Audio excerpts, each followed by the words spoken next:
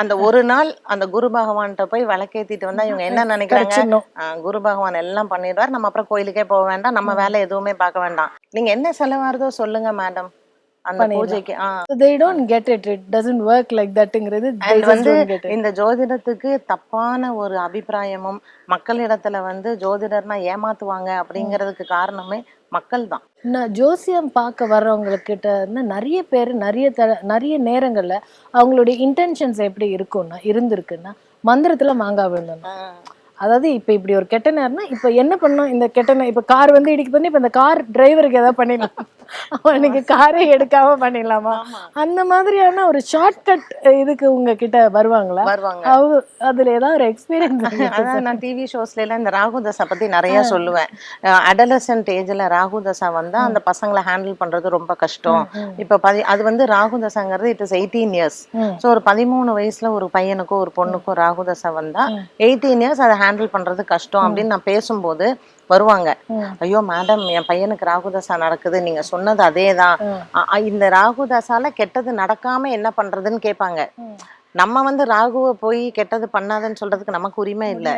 ராகு அது வேலை என்னவோ அதை பண்ணோம். அப்ப நம்ம அதை என்ன பண்ணலாம் அப்படின்னா, நம்ம குழந்தைக்கு தகுந்த மாதிரி முதல்ல பேரண்ட்ஸ் அதை புரிஞ்சுக்கணும்.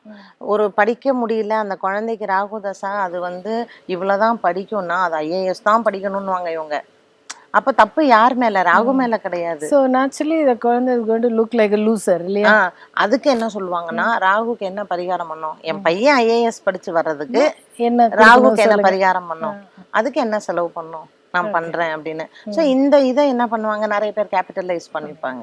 So 50-50 people are to be blamed.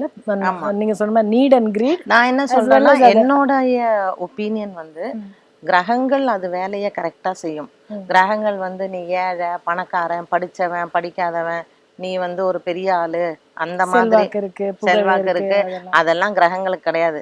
இறைவனுக்கும் கிரகங்கள் என்ன செய்யணுமோ, இறைவன் தெய்வங்கள் மனித ரூபம் எடுத்து அவதாரங்கள் எடுக்கும் போதுமே ராமர் கஷ்டப்பட்டாரு, கிருஷ்ணர் கஷ்டப்பட்டாரு, Arjunan கஷ்டப்பட்டான், they had to go through everything. அப்ப அவங்கெல்லாம் அதுக்கு தகுந்த மாதிரி அதை அக்செப்ட் பண்ணி நடந்தாங்க.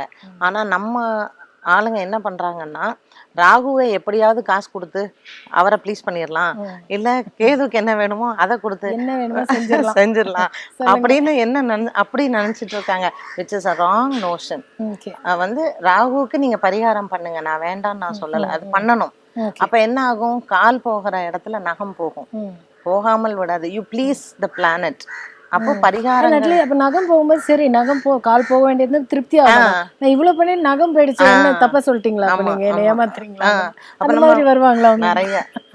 நீங்க வந்து சொன்னீங்களே மேடம் வந்து ஒண்ணுமே ஆகாதுன்னு, ஆனா ஆயிடுச்சு அப்படின்னு. இவங்க எப்படின்னாங்க, நம்ம வந்து சொல்லும் போது நீங்க வந்து பாசிட்டிவா சொல்லுங்கன்னு சொல்லுவாங்க, நீங்க ஏன் சொல்லலைன்னு வந்து சண்டை போடுவாங்க, நீங்க சொல்லியிருக்கலாமே அப்படின்னு சொல்லுவாங்க. கஷ்டம் தான், ரொம்ப கஷ்டமான இது. அதனால நிறைய அஸ்ட்ராலஜர்ஸ் வந்து மக்களை வந்து திருப்திப்படுத்துறதுக்காக அவங்க வந்து எதை வேணாலும் செய்யறாங்க.